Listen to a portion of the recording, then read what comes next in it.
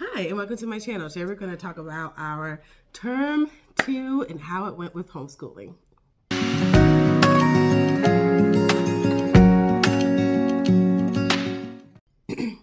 Hi, welcome to my channel. My name is Shardae. I'm a homeschool mom to 5 children. They are 8, 5, 3, and 11-month-old twins. Huh? Okay, you go outside. I'm making my video, okay? I'll tell you when I'm finished. Okay. Have fun. That was my son coming in. I sent them outside to have a little recess time. The twins are sleeping. It is 10:04, so I think I have about 20 minutes to talk to y'all. Hopefully it won't take that long. The kids are outside having some outside time before we get started with homeschooling. Okay, so I guess we should start with, this is our second 6-week term, which actually ended up being 7 because I didn't feel a need to take a break the week before Thanksgiving and then also have like a couple of days off for Thanksgiving and then start back up. So we planned to have 7. Week 1 went great with Mackenzie, with the other family. And then week 2 came, y'all, I had a hypertension crisis. So I was basically went to the hospital because I was having symptoms of a stroke, a numb face, numb body, bumping into stuff, and we were all scared. So my husband took me to the ER. I was admitted to the hospital for a day, and then my blood pressure came down. They prescribed me like a very low dose because my blood pressure ended up coming down. They didn't want to give me something to lower it even more. And as soon as I got back home, my blood pressure rose back up. So, and God told me that it was in the food. So I am on this process of cleaning up my diet. If you guys don't know, I am vegan, but I'm what you would call a dirty vegan. And then sometimes I think I more lean along the lines of vegetarian, actually. So I am on a mission to clean up my diet because I cannot treat my body the way that I've been treating it, and I can't be in the hospital. Like, if I can love homeschooling, I could love my family, I could love being in seminary, I could love my husband, I could love the world, but if I'm dead, none of that is going to happen. So I am just on a mission to just clean up my life in all types of areas. And the only way I can do that is just more of the Lord, because it was easy for me to cut out certain things regarding food. But again, like I said, I'm a dirty vegan. I eat the Oreos. I don't really eat the fake meat because it scares me a little bit. But like the fake cheeses, I do. And like the candies, any of the candies that are vegan and things of that nature. So the Lord said the Esseltins have figured out a way to heal my body. So I've been researching them. They are a whole food, plant-based family, oil-free, and then like refined sugar and stuff like that. So it's a process. Don't judge me if you see like some of the things we've been eating. So from this day forward, I'm going to be presenting a more cleaner diet. I don't want to say diet, like lifestyle, I guess. And so yeah, I took that whole week off because we were in the process of figuring out what medications would work. And I got released on a Monday, low dose. And then Friday I saw a doctor, and we were able to get me a higher dose medication. That still was not working. So the following week, she told me to double my dose. I doubled it. It still was not working. So then that Friday, she prescribed me a whole new medication, which is I forgot what it is, but it's like it's a dual medication, and that seems to be working. But now, because I've been working out, some of my readings on the bottom number have been low. So we are just now I'm not changing anything, but we're going to revisit in a little bit. So yeah, I am on the process of, and I don't want to be on a new medication. So my doctor, she said she can't promise me that she will get me off, but if I follow her, she can get me on the lowest dose possible, and then we can explore what it looks like for me not to be on the medication. And I know that God is a healer, and also I know I need to do the work. So with the work that God has given me to do and the people he has told me to follow, and with my doctor who believes that this can happen, and with me who could believe this happening, my family and my friends. I'm on a mission to get off these blood pressure meds. So I'm probably gonna make some type of journey about that, because woo, it also has me feeling like fluttery too. So like one day I was like upset and I was like, oh, I haven't had my meds, and I don't like how that makes me feel, that I need to have my meds to like calm down and stuff. So I'm drinking tea, some ginger and turmeric tea with lemon and honey. It's really good. So that's week 2, a little bit of week 3. Week 3 is going great. So we took week 2 off. Week 3, we continued on with school. And because I had to start working out, the best time for me to work out was in the mornings. So because of that, me and Mackenzie separate ways. We had to break up our homeschools. And so I work out now in the mornings. I was going to the Y, and I'll get to that a little bit. So I was going to the Y right after breakfast, and then we'd come back, have lunch, and then we'd start homeschooling. I'm going to give you a little... So that was like the first 2 weeks we were going to the YMCA for me to work out. And then, so we basically have a homeschool gym. The twins and Benjamin would go into childcare, and then Donovan and Jessela, my 8-year-old, 5-year-old, they would come with me to do the upstairs track and then do some stretching and weightlifting a little bit.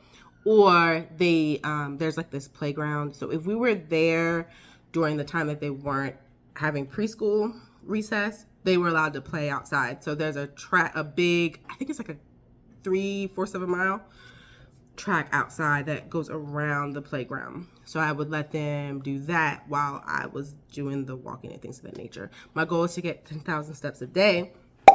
So that has been helpful. So then my husband's truck had to go and get fixed because he had some scrapes from a accident. He hit a mailbox or something like that. Or in my terms, a mailbox hit him. And so he had to get that fixed. It was his work truck. So then he ended up using my car, and we were home.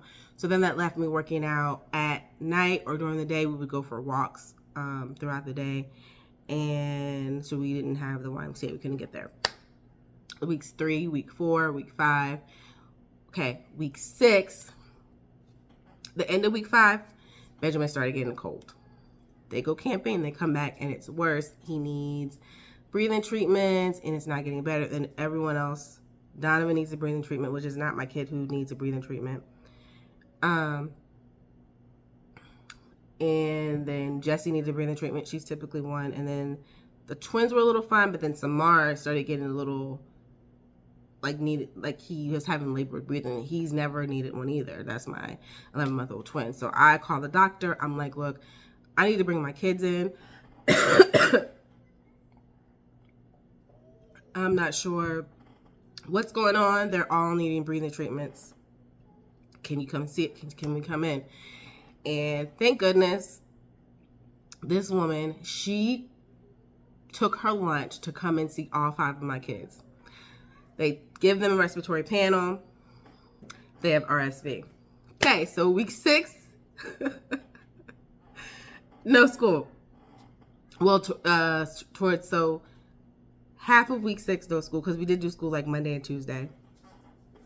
Half of week 6, no school, and then week 7, no school, because everyone's not well.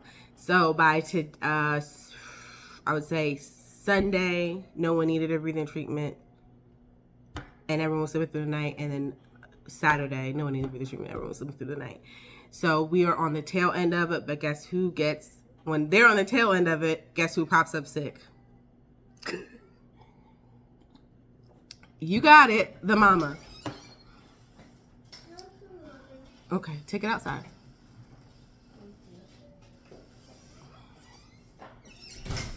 So I'm not like needing any special treatment. It's just showing up as a cold, but I'm pretty sure I have RSV too. So yeah, I've been just drinking tea and cough drops. That's all I'm really needing. So with that being said, everything's going great. Let's say if I take each child on their own, Jessela is doing great with her from phonics to reading. We should be done by January, if I'm not mistaken. So we'll be moving on to the Blue Book. So Donovan is doing good with from phonics to reading. I did pause him to make sure that he's blending correctly. They do. So from phonics to reading, they have sight words, but these sight words are words that he can sound out. So what I did is I started him, after we finished Unit 1, I started him over because he was having those issues blending early on. He's blending now, but I just want to make sure that he's able to blend those correctly. And then so when we start after the day after Thanksgiving, not the day after Thanksgiving, but that week after Thanksgiving when we start up, we'll just start with Unit 2. He's doing well. Benjamin is doing well. He knows letters. He can recognize letters and their sounds. A, B, C. No, I'm sorry, B. And so we've moved on to just reviewing. He can recognize A, he can recognize C, and now I've introduced D. So what I'm going to do is I'm just going to do the 3 letters at a time. And I think he understands B because that's his name. His name starts with it. And then this was our science 6 weeks, because I do my science and history on a 6-week loop, or term loop, I guess we could call it. So this was our science term loop, and we only did science twice. So I think I'm going to give myself permission to, with everything that's going on, and then also with me not having, I'm going to call it the crutch of Mackenzie helping me with the twins, that I'm going to have to lay down the, like, if it's not science, if it's not math or language arts or Bible, I'm not going to pressure myself to do it. So this next 6-week term is going to be history. And so my goal would be to do it once a week, but if I don't get to it, I just don't get to it. I think what I was trying to do with merging Mackenzie and my family was to get away with like intertwining homeschooling with family and daily life, which doesn't necessarily work when homeschool, and like, you can't separate the two.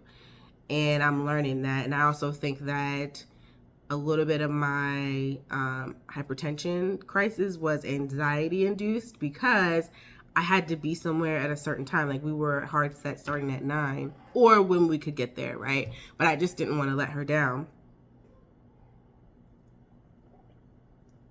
with being late. So 1 week out of every other week, I was trying to get to her house by 9. We weren't having our slow mornings, which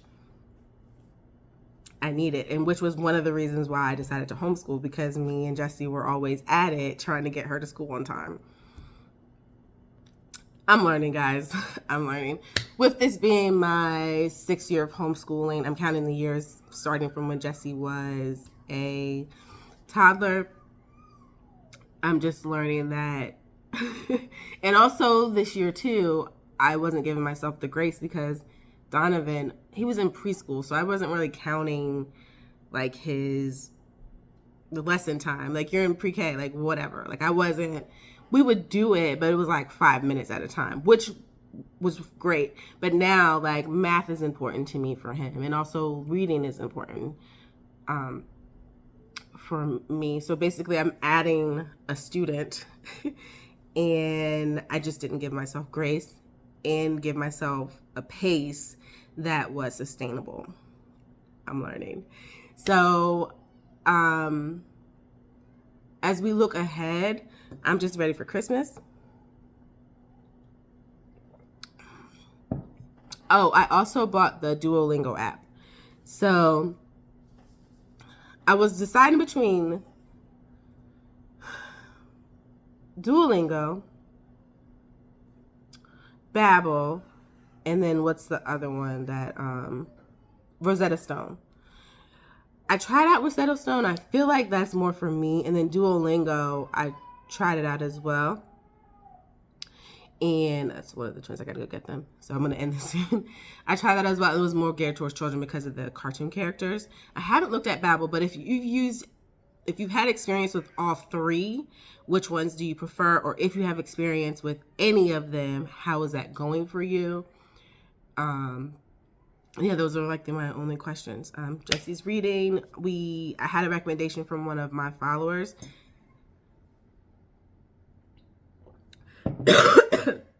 Great recommendation.